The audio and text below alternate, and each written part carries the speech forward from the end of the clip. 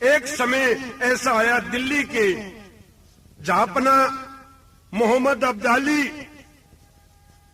जो कि अपने मरौली गांव में जाकर के एक दिन पंचायत किए हुए थे और अपनी बढ़ाई के ढोल पीट रहे थे। मैंने फलान राजा से खिराज लिया, उससे टैक्स लिया, पटियाला राजा को हराया, उससे अधीनता स्वीकार करवाई, इस तरह बढ़ाई के ढोल पीट रहा था।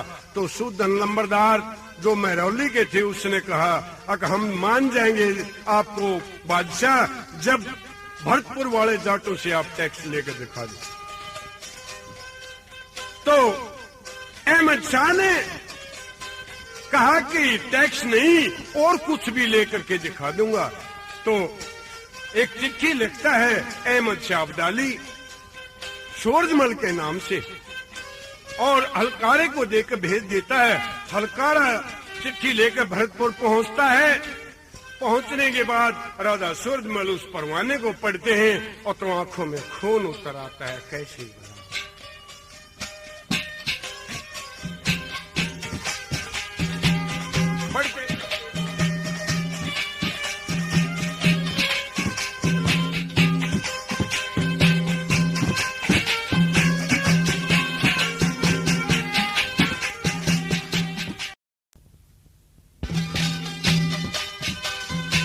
तो राजा सूरजमल कैसे पढ़ते हैं, क्या मजमून लिखा था।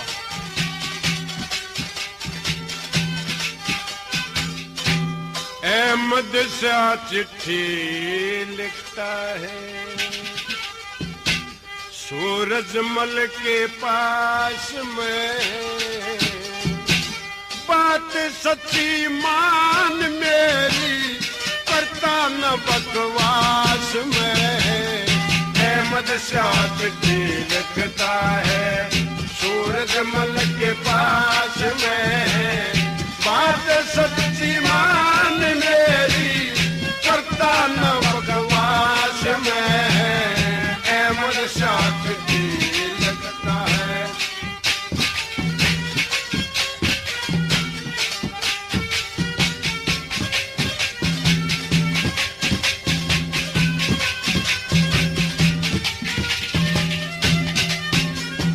और जान क्या पहचान गया तेरी सियासत को, एक दिन मैं कर दूंगा बर्बाद इस रियासत को। फूक दो बसासत को, फूक दो बसासत को, तेरा कर दो सत्यानाश में।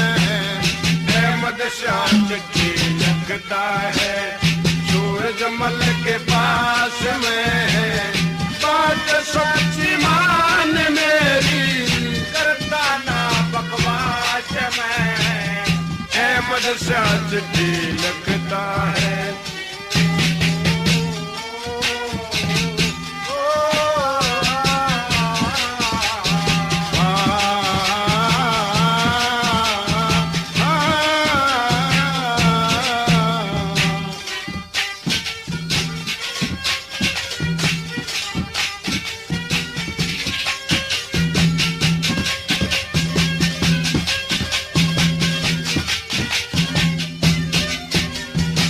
तो सोच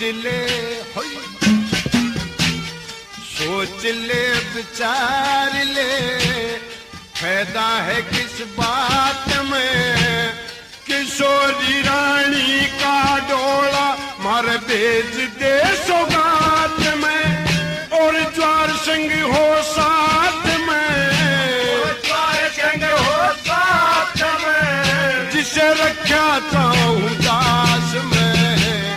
अहमद शाह चिट्ठी लिखता है सूरजमल के पास में, बात सच्ची मान मेरी, करता न बकवास में। अहमद शाह चिट्ठी लिखता है।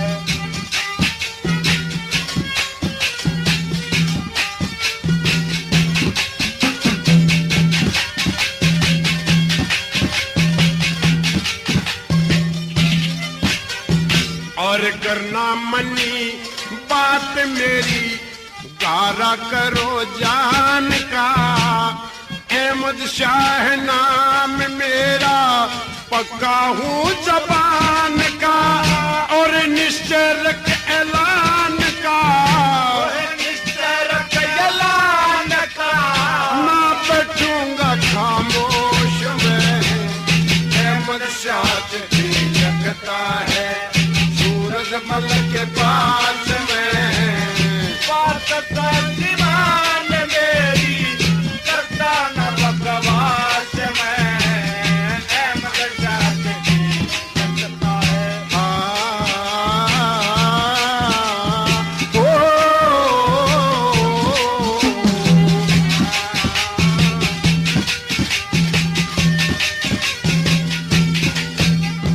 और पढ़ के मजमून खून सूरज मल का खोल गया।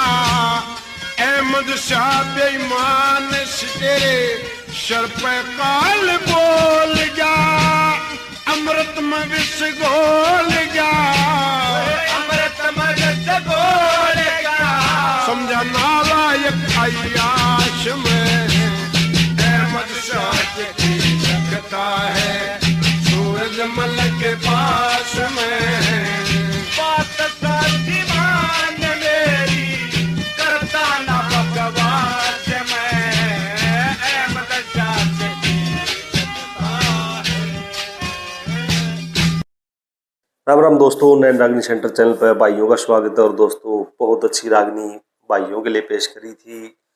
किस्सा था महाराजा सूरजमल का।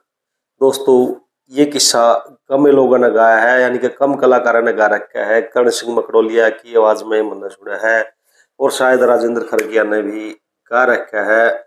शायद मेरे ध्यान में आवे कैसेट एक बार देखी, लेकिन बहुत कम कलाकारों ने गाया। ये हरियाणी संस्कृति का वो बड़ा काला सा अध्याय है उस दौर में, जिस समय इनके किस्से गाने चाहिए थे। उस समय ज्यादातर कवि या नुकले सांगी भाई राजे रानियां की कहानियां व्यस्त थे। ये नहीं कहेंगे कि उनकी कहानियों में शिक्षा नहीं थी, लेकिन उस दौर की जो डिमांड थी, जो गुलामी का दौर था, देश में संघर्ष चल रहा था, आजादी की लड़ाई चल रही थी, क्रांतिकारी थे, स्वतंत्रता सेनानी थे, संघर्ष कर रहे थे। उस दौर में हरियाणा के कवि कहीं न कहीं इस विषय में चूक गए, ज्यादातर, सारे तो नहीं, क्योंकि आर्य समाज के जो कवि थे पृथ्वी सिंह बेधड़क जैसे वह लगे हुए थे चीजें।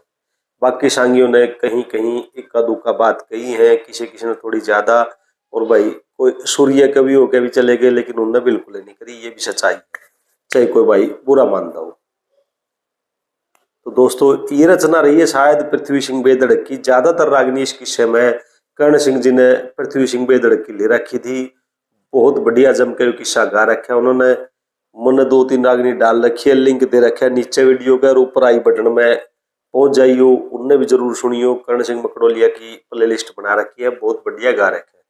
तो बड़ा मार्मिक सा दृश्य था यो भी। और इसमें जो अहमद साहब दालिए चिट्ठी लिख दे महाराज सूरजमल ने कि भाई अपनी रानी का डोला तुम मुझे दे, नहीं तो अधीनता स्वीकार कर या फिर लड़ाई उड़ ले। तो बात इज्जत पाएगी थी, और बहुत जबरदस्त लड़ाई हुई थी उनकी। हालांकि उनने फिर लास्ट में दिल्ली फतेह कर ली थी अहमद साहब दाली के ऊपर। तो दोस्तों, आपने रागनी किसी लागी, और आप इस किस्से की और भी रागनी सुनना चाहो तो कमेंट करके जरूर बता दियो, कोशिश करेंगे डालते रहेंगे। फिर मिलेंगे दोस्तों। राम राम भाइयों।